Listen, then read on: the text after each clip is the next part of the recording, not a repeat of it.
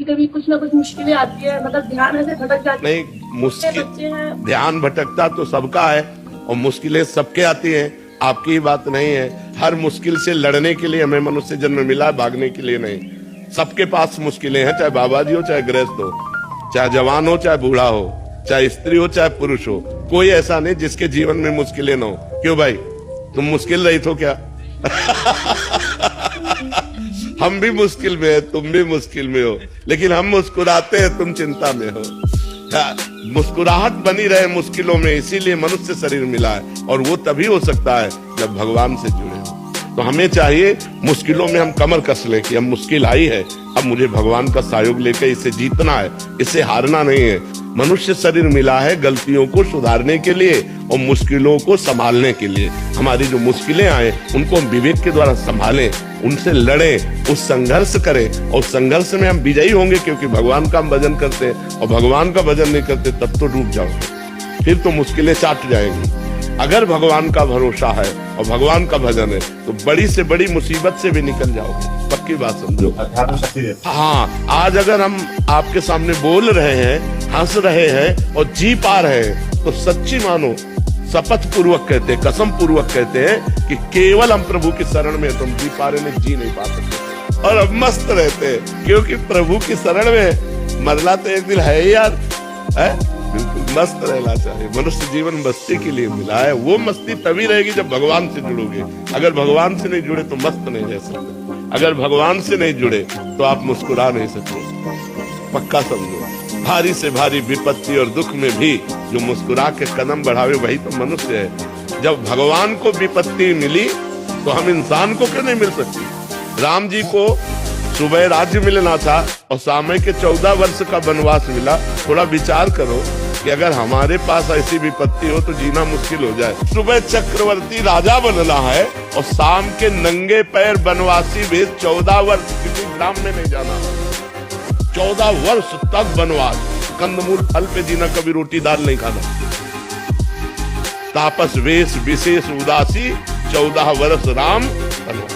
कितना बड़ा कष्ट भगवान को झेलना पड़ा। फिर हम इस मृत्यु लोक में जन्म लेकर मनुष्य होकर, ऐसी समस्याएं तुम्हारे पास है नहीं, बहुत छोटी छोटी समस्याएं आती है। उन समस्याओं का समाधान हम विवेक के द्वारा कर सकते हैं, हम भजन के द्वारा कर सकते हैं। हर समस्या का समाधान भगवान है। अगर हम भगवान से जुड़े, भगवान का नाम जप करें तो हमारे अंदर ऐसी बुद्धि आएगी कि हम लड़ सकते हैं, हम जी सकते हैं, हम दुख में भी जी सकते हैं। तो यही कला आप भी सीख सकते हो। खूब नाम जप करो, भगवान से चित्त को जोड़ो। मरना तो है ही यार, एक दिन तो मरना ही है सबको। रो रो के क्या मरना है यार, आनंद पूर्वक। आज हमें दुख है तो मुस्कुरा के जीते, कल सुख आ जाएगा, अपने आप आ जाएगा। जैसे दिन है वैसे ही रात, रात आई दुख, दिन आया सुख, ये एक क्रम चलता रहता है। दुख सदैव कोई दुखी नहीं रहता और सदैव कोई सुखी नहीं रहता। सब दिन हो तो ना एक समान, दिन बदलते रहते हैं। तो 11 बजे रात्रि के सोते हो? 11:30 12। 11:30 12, हाँ तो ज्यादा हो जाता है। फिर दिन में सोते हो? फिर सुबह वही नहीं, दिन में सोते हो आप?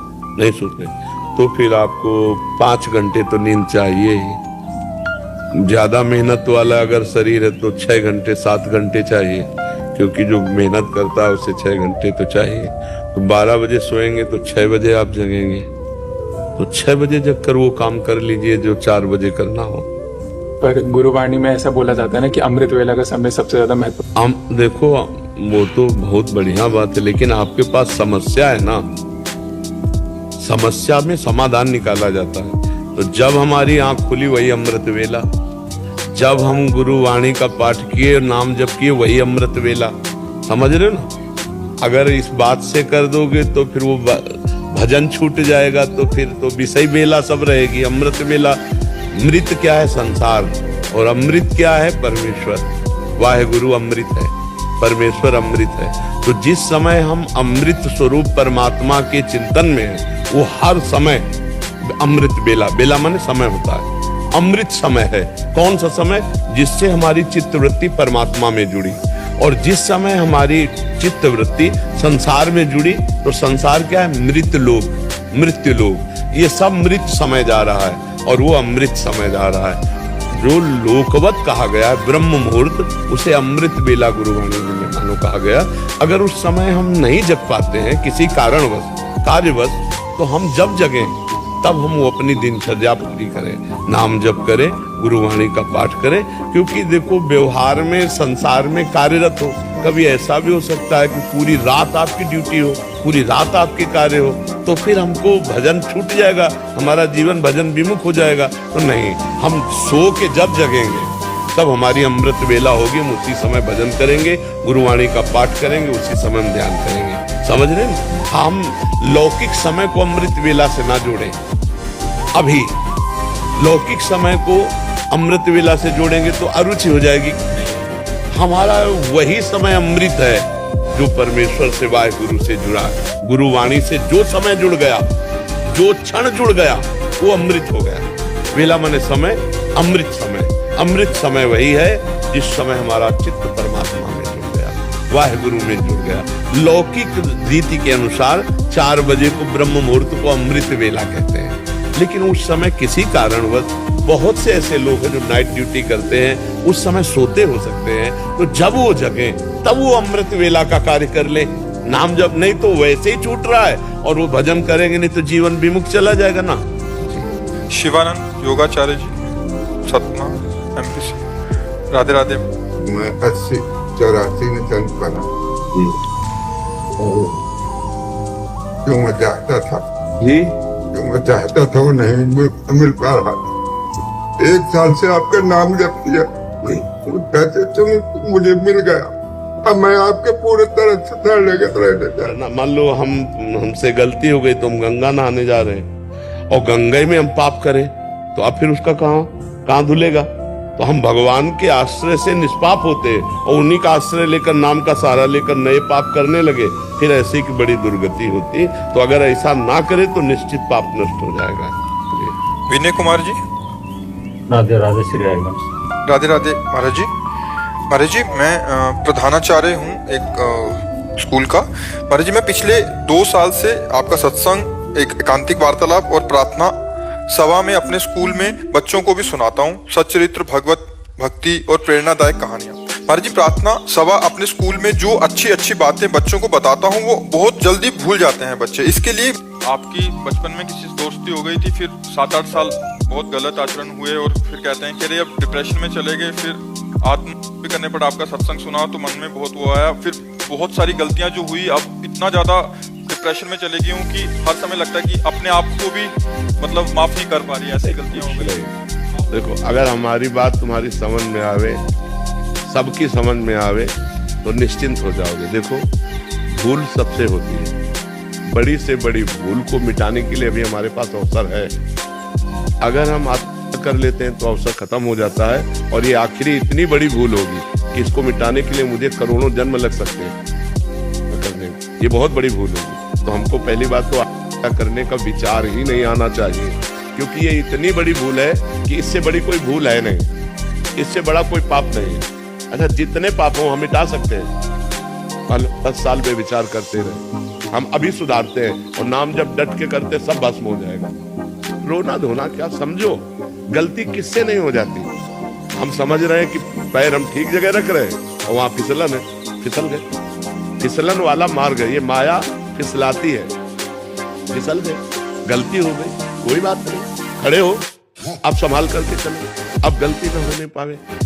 आत्महनन गति जाए, बड़ी दुर्गति प्राप्त होती, प्रेत योनि को प्राप्त होता है। क्या करने वाला, न पानी न भोजन, नाना प्रकार की क्लेश पीड़ाएं उसको सहने पड़ती है। तो बिल्कुल डिप्रेशन में भी जाने की जरूरत नहीं। हमारे द्वारा जो शारीरिक गलतियां होती हैं, ये हमारे पूर्व जन्म की वासनाएं हैं, इनको नष्ट करने के लिए हमको मजबूत होना चाहिए, टूटना नहीं चाहिए। 100 बार हम हार जाएं, 1000 बार हार जाएं, तो भी हम कोशिश करेंगे उठकर खड़े होकर चलने की। वो तो बहादुर पुरुष है, उसी में पड़ा रहे तो फायदा क्या। उठो बच्चा, ये सब डिस्टर्ब दिमाग से छोड़ो, राधा राधा राधा राधा राधा, सर्व पाप नष्ट हो जाएंगे। भगवान की शरण में तो आओ। अहम त्वाम सर्व पापेभ्यो मोक्षयिष्यामि मा शुचा, मैं तुम्हें परम पवित्र कर दूंगा, सारे पाप नष्ट कर दूंगा। भगवान करे, कोई एक आदमी पापी थोड़ी है, भूल से सबसे गलतियां होती हैं। हमें लगता है इसमें सुख है, इसमें सुख है, और जब हम वो क्रिया करते हैं धर्म विरुद्ध होती है तो पाप हो जाता है। उसी को तो पाप कहते हैं जो धर्म विरुद्ध है। तो सबसे गलतियां हो जाती है, पर सबको सुधार के लिए हमें आगे बढ़ना चाहिए। उन्हीं गलतियों में हम सड़े, उन्हीं गलतियों में मरे हम, ये बात नहीं। ये मनुष्य जीवन का लाभ नहीं। हमसे हो गई, हम कह रहे 10 वर्ष निकल गए गलती में, लेकिन अब हमारी 10 श्वासें बची हैं। हम 10 श्वासें ठीक कर ले तो हम ठीक कर लेंगे। मान लो आखिरी श्वास मेरा आधा निकला, हमें भगवान मिल जाएंगे। काहे को चिंता करते हो? एकदम प्रसन्न हो जा और सब छोड़ और नाम जप कर और अब अच्छे आचरण कर, ठीक है? ये डिस्टर्ब होना, डिप्रेशन में जाना, ये सब बेवकूफी है, पागलपन है। इस बात में बड़ी से बड़ी गलती का निदान है। हम उपवास करेंगे, हम व्रत करेंगे, हम तीर्थ यात्रा करेंगे, हम नाम जप करेंगे, हम सत्संग सुनेंगे, अपने पापों को नष्ट करेंगे। अगर हम शरीर छोड़ दिया तब तो दुर्गति प्राप्त हो जाएगी। अभी हमारे पास चांस है अपनी गलती को सुधारने का। हम गलती सुधारने के लिए प्रयास करें, ना कि और बड़ी भारी गलती कर दें करके। ये तो बहुत बड़ी भारी गलती हो जाएगी। करने में कोई 5 स्टार होटल रखा है क्या? नहीं, दुर्गति हो जाएगी। इसलिए कभी ऐसी गलती किसी को किसी भी परिस्थिति में नहीं करना चाहिए। किसी भी परिस्थिति में, हर परिस्थिति का कोई न कोई रास्ता होता है। आपको नहीं समझ में आ रहा है तो संत जनों से मिलो, बड़े जनों से मिलो, वो आपको रास्ता बताएंगे कि आप ये उपाय कर लो,